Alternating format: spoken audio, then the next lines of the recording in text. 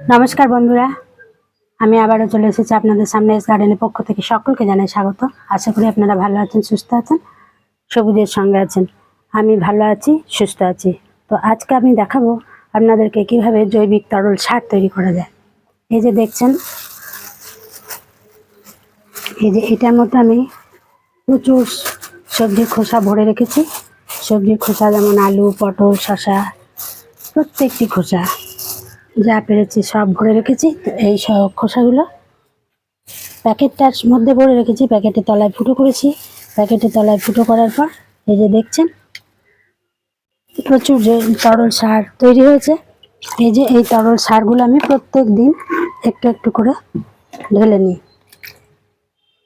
এই যে এই তরল লিকুইডটা গাছে 1 বাটি এটা দেবো, তো 10 বাটি এমনি প্লেন জল দেবো। সেই হিসাবে আমি ব্যবহার করব। প্রচুর শক্তিশালী এই সারটা, তরল সারটা।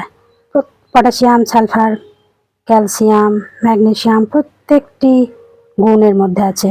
কেননা এটা অনেক সবজির খোসা আছে, সেই সবজির খোসাগুলো দিয়ে আমাদের তৈরি হচ্ছে।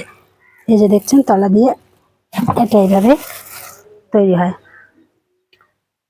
এটা আমি ফুল, ফল, সবজি প্রত্যেকটি গাছে দিতে পারি। আমি কোনো রাসায়নিক সার ব্যবহার করি না, জৈবিক সার ব্যবহার জৈবিক সার ব্যবহার করেই আমার এই ফুল, ফল, সবজির গাছ হচ্ছে তৈরি। তো বন্ধুরা, ভালো লাগলে লাইক, শেয়ার করে দেবেন।